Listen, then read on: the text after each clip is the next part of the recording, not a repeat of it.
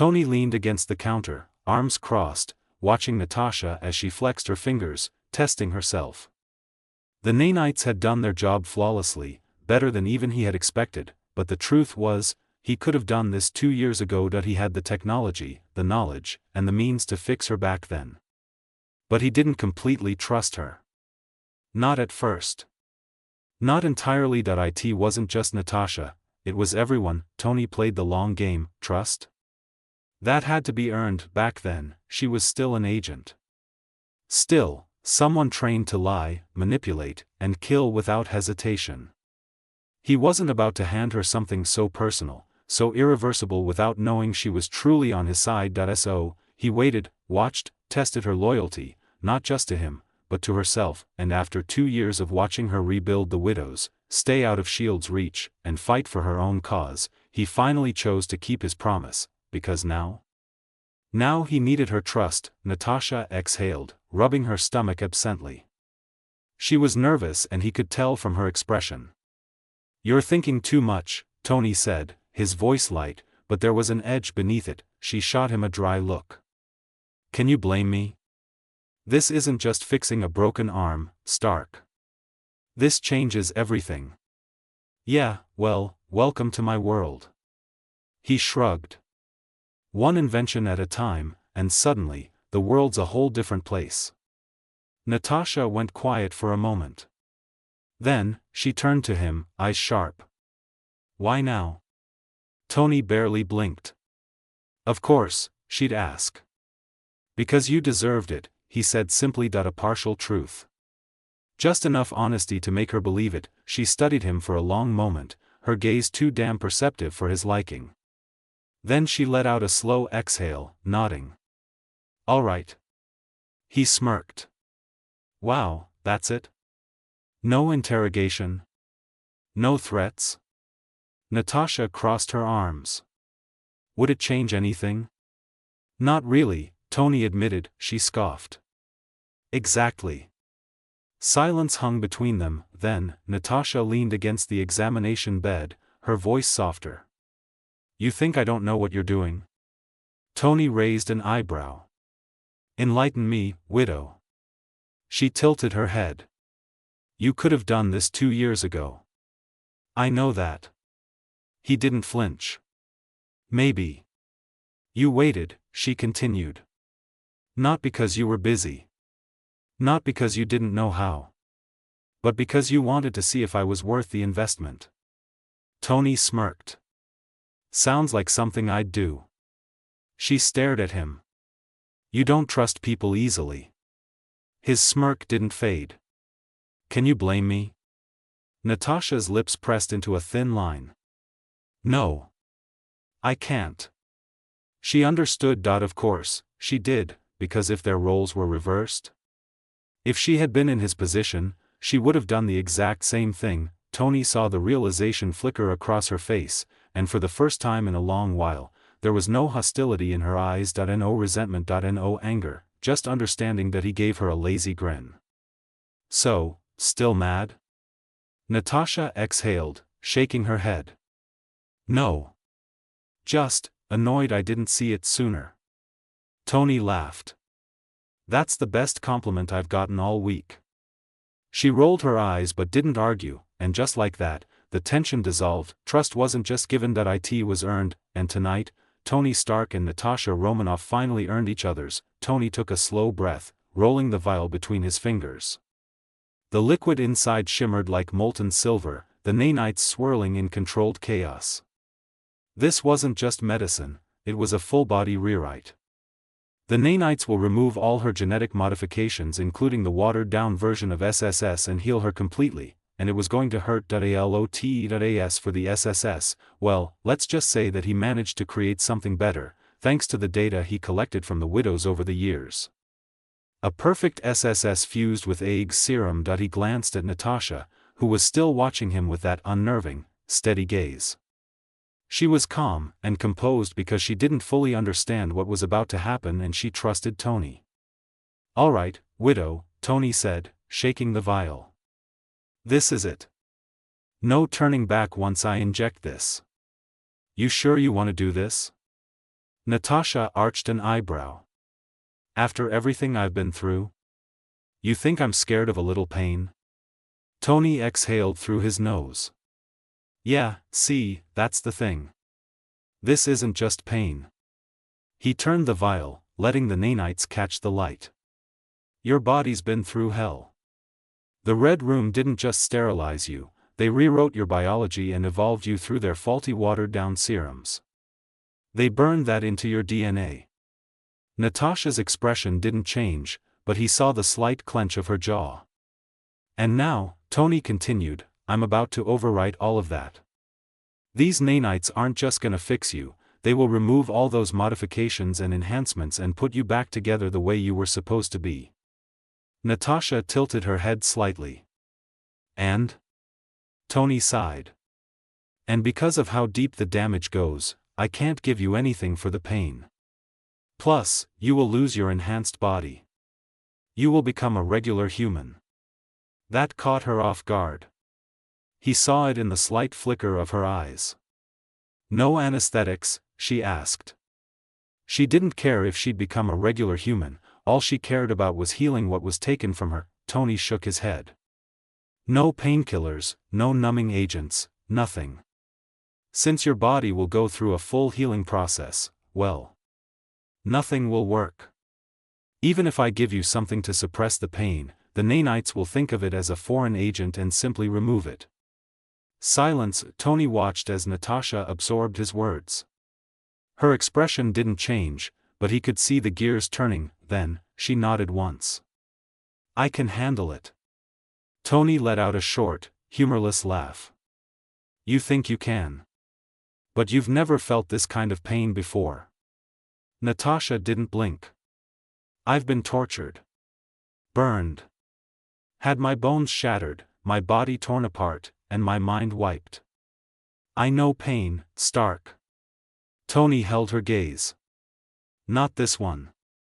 A challenge. Her lips twitched slightly, but there was no amusement in it. We'll see. Tony exhaled. Yeah. We will. He pulled out the injection gun, and loaded the vial into the chamber. It wasn't a normal syringe, this was high-pressure molecular delivery, designed to inject the nanites directly into her bloodstream. Last chance, Tony said, positioning the injector against her neck. Say the word, and we walk away. Natasha smirked. Do it. Tony pressed the trigger. The pain begins. The nanites surged into her bloodstream in an instant. For a single, blissful second, there was nothing, then, fire, not like a burn. Not like anything human. It was like being ripped apart from the inside out, every nerve in her body igniting all at once. Her muscles locked, her spine arched violently, and her breath was stolen before she could even scream. Tony grabbed her shoulders, holding her down as her body convulsed against the medical bed. His sensors were already lighting up. Warning, extreme nervous system overload detected, pain threshold exceeding 95%, he gritted his teeth. Shit, hold on, Nat. Her fingers clawed at the sheets, knuckles white, her nails digging deep into the fabric.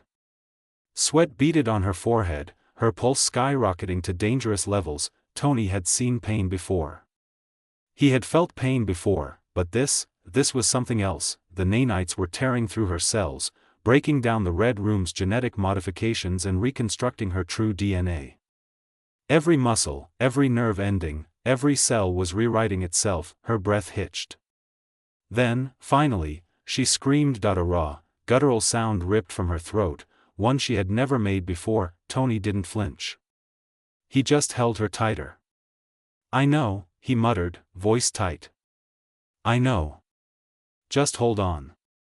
The longest minutes of her life, seconds stretched into eternity. Every part of her body was on fire, her vision was fractured, her heartbeat was erratic, but she was still alive. Natasha had endured suffering before, but nothing prepared her for this. This wasn't just pain, this was being unmade. She felt herself breaking apart, piece by piece, her very existence shattered and reassembled by Stark's nanites. Every fiber of her being screamed for relief, for escape, for death, but she didn't beg, she didn't plead, she just survived. even when her nails cut into her palms, even when her body spasmed so hard she felt muscles tearing, even when the world blurred, and she was no longer sure if she was alive or dying, she endured, because she was Natasha Romanoff, and pain had never beaten her before, and then. Silence. The nanites finished, the pain faded, her body collapsed limp against the bed, her breath ragged, her heart hammering against her ribs like a war drum. Tony finally let go of her arms, exhaling. "Jesus," he muttered. "You still with me?" Natasha couldn't speak. Not yet. Her vision swam, her body was exhausted, but she felt different, lighter. Whole, alive. Slowly, she turned her head toward Tony, her throat raw. "That," she swallowed, "was worse than you described." Tony snorted. "Told you." She let out a weak laugh.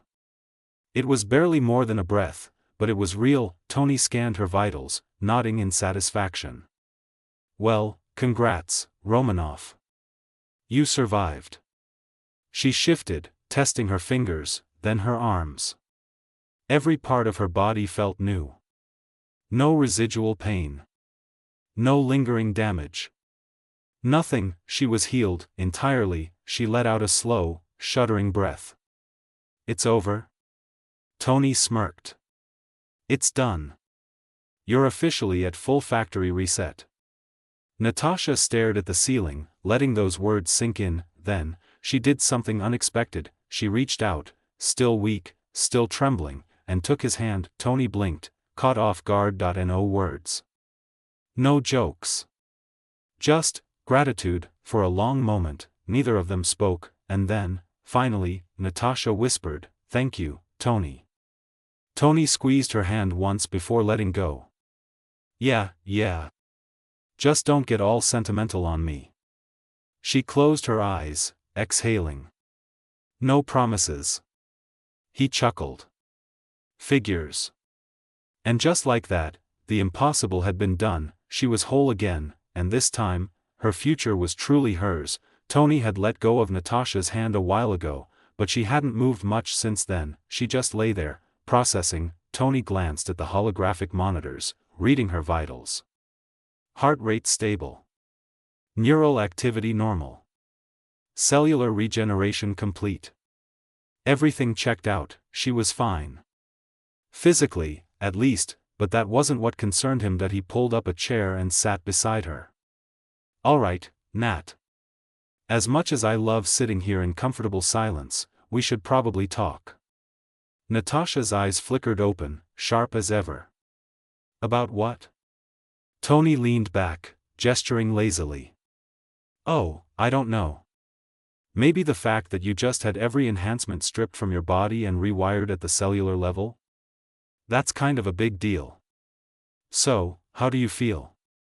She took a deep breath, slowly flexing her fingers, testing her body again. She had done it a dozen times already, as if confirming that she was really herself. "Feels different," she admitted. Tony leaned forward. "Different how? Bad different? Good different?" Natasha considered that for a moment. "Neither. Just different." Tony nodded, half expecting that answer. "Yeah, that tracks.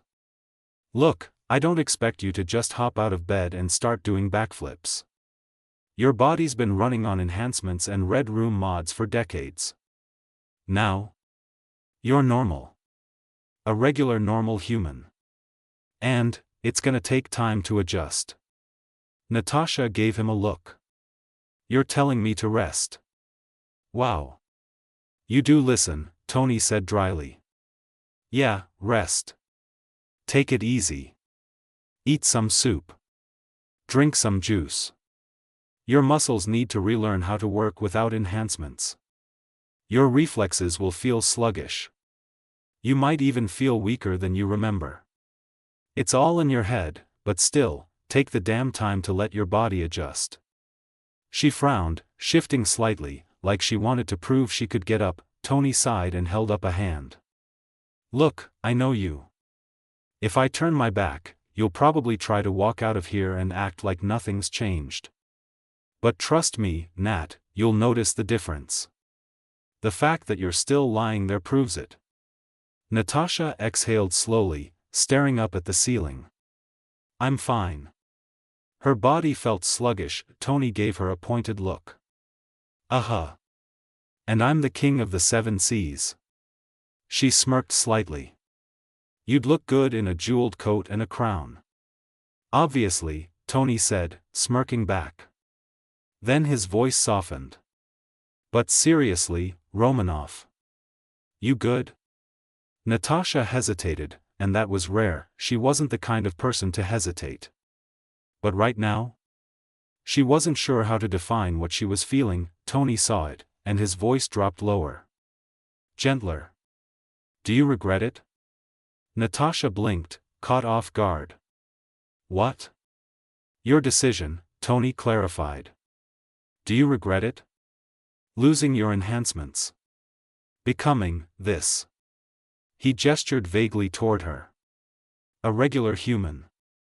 Natasha didn't answer right away. She couldn't. For so long, she had been something else, engineered, modified, honed into a perfect weapon. Faster, stronger, deadlier. Now, she was just Natasha Romanoff. No enhancements. No genetic modifications, just her. She pressed a hand against her stomach again. The same place where, for years, she had carried the permanent weight of what had been done to her. The weight of what was stolen. Now, for the first time since she was a child, that weight was gone, and even if she felt weaker, even if she had to relearn herself, even if she was no longer what she used to be, she was finally free. Her fingers curled slightly. No, she said softly. Then, with more certainty, no, I don't regret it. Tony watched her for a moment, then nodded. Good. They sat in silence for a while. Then, Natasha let out a quiet breath. It's strange. What is? She shifted slightly, rolling her wrist. For the first time in my life. I'm not someone's weapon. Tony tilted his head, a slow smirk forming. So what now, then? You gonna retire? Start a cat rescue? Take up yoga? Natasha gave him a tired smile. As I've promised before, I belong to you. So? I don't know. You tell me. Tony chuckled. Fair enough. So, I want you to do whatever you want. No pressure. She went quiet again, then murmured, I think. I just want to figure out who I am. Without all of it. Tony's smirk faded into something softer. Then take the time to do that, Romanoff. No rush. She nodded, letting her eyes drift shut. Her body still ached, and her muscles felt foreign, but for once, she wasn't afraid of what came next. For once, she had time, and she was going to use it. Tony stretched his arms and stood up. All right, you rest. I'll be here monitoring things, making sure you don't spontaneously combust or something. Natasha didn't open her eyes. You'd miss me too much if I did. Tony waved his hand. Yeah. Just shut up and sleep, widow. She hummed in response, already half asleep, and for the first time in a long time, Natasha Romanoff slept without nightmares. Noon, training ground, the widows were sparring, running drills, and testing weapons. Tony strolled onto the field, hands in his pockets, surveying the scene. The widows had come a long way. 2 years ago, most of them had only known how to kill. Now, some had found purpose beyond combat, logistics, medicine, engineering, strategy. But for those who chose to stay in the fight, Tony had made sure they were better than ever. As he approached, Melina noticed him and broke away from the group. She walked toward him, her posture as sharp as ever, but with an ease she never had before. Stark, she greeted, wiping sweat from her brow. You're up early. Tony smirked. It's noon, Vostokov. Hate to break it to you, but that's not early. She rolled her eyes. For you, it is. Fair point. Tony glanced around. Looks like they're keeping busy. Melina nodded, following his gaze. They have to.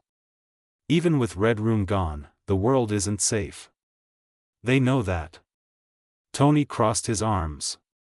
Yeah, well, at least now they get to choose how they fight. Melina studied him for a moment, then cut to the point. How's Natasha?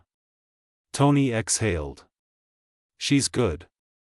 Out cold for now, but everything went exactly as planned. Melina's lips pressed together, a rare flicker of emotion in her otherwise unreadable expression. She deserves this, she said after a moment. Tony nodded. Yeah. She does. They stood in silence for a beat, watching the widows move across the field. Then, Melina turned to him, her voice careful. If you can heal her, that means you can heal the others too. Tony expected that question. He had been preparing for it. Yeah, he said. If they want it, I can erase every single Red Room modification from their bodies. Put them back to full factory settings. Melina's eyes narrowed. And what would that mean for them? They'd be human again, Tony said simply. No enhancements, no chemical boosts, no artificial upgrades. Just them. Melina was quiet, then she shook her head. That's not an option. Tony raised an eyebrow. Really? You sure about that? I thought you guys were all about breaking free from what the Red Room did to you. Melina's jaw tightened. Freedom isn't the same as weakness, Stark. We were made into weapons, yes. But those modifications make us capable of surviving a world that isn't fair. Humans have limits.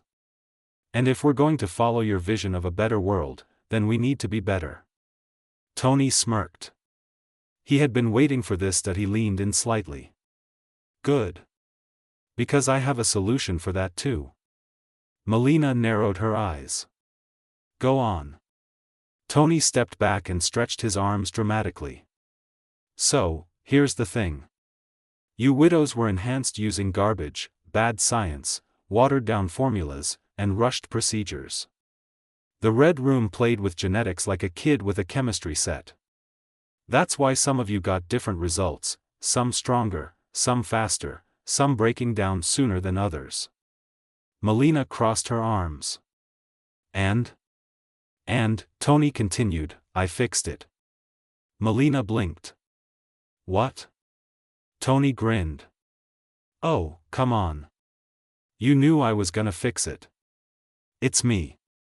I don't like flawed tech, and right now, you are all running on outdated, bootleg enhancements. Melina's expression didn't change, but there was a flicker of intrigue in her eyes. What did you do, Stark? Tony clapped his hands together. Glad you asked. So, I took the best elements of the super soldier serum, my special spice, and even some stuff from a certain mutant healing factor, blended them together, made a few tweaks, and created something better. Melina's eyes narrowed. You're saying you made your own version of the Red Room enhancements? Tony smirked. No, I made something beyond them. EG's 2.0. No side effects. No forced loyalty. No breakdowns over time. Just pure, stable enhancement. Better reflexes, better endurance, and most importantly, your body stays yours. Melina was silent, processing. Tony's grin widened. So, here's the deal. They can go back to being fully human and heal their body. Then I can give them the serum. The best possible version of themselves. No one will ever control them again. No strings attached. Melina let out a slow breath. And you're doing this out of the kindness of your heart? Tony gave her a look. Come on, you know me. I don't do charity. I do strategy. The world is changing, Melina. Faster than anyone realizes. And if we want to stay ahead, we need to be better. Melina held his gaze. Then, finally, she nodded. All right. I'll tell them. Tony smirked. You do that. And when they're ready, tell them to come see me. Melina turned, heading back toward the others. Tony watched as she walked away, already thinking about what was coming next, because this was just the beginning. As Tony made his way to his suit lab, his phone rang. That he glanced at the caller ID. It was from his father. "Hey, Dad. Please, don't tell me you got stuck on another meeting." Howard chuckled. "Oh, no. Not this time. I am eager to see your progress in the last 3 years. I'm sure it's extraordinary." Tony hummed in agreement. "Well, I do my best, and it pays off. And I hope you also remember what I said back then, right? No government interference, war funding, or using your tech for war." Howard sighed. "Yes, I know. You were very clear. Though, I was hoping we could reconsider the latter. After all, there are still threats that require stronger defenses." "We've already gone through this, Dad," Tony sighed. "My technology won't be available for the government or the war. If you or anyone else tries to steal." "Yeah, I know steal is kinda rude to say, but it's accurate. Anyway, if you or anyone tries to take it, there will be consequences, regardless of who you are." "I see," Howard replied with a sigh. "Well, you do you, son. Stick to your beliefs. I'm with you.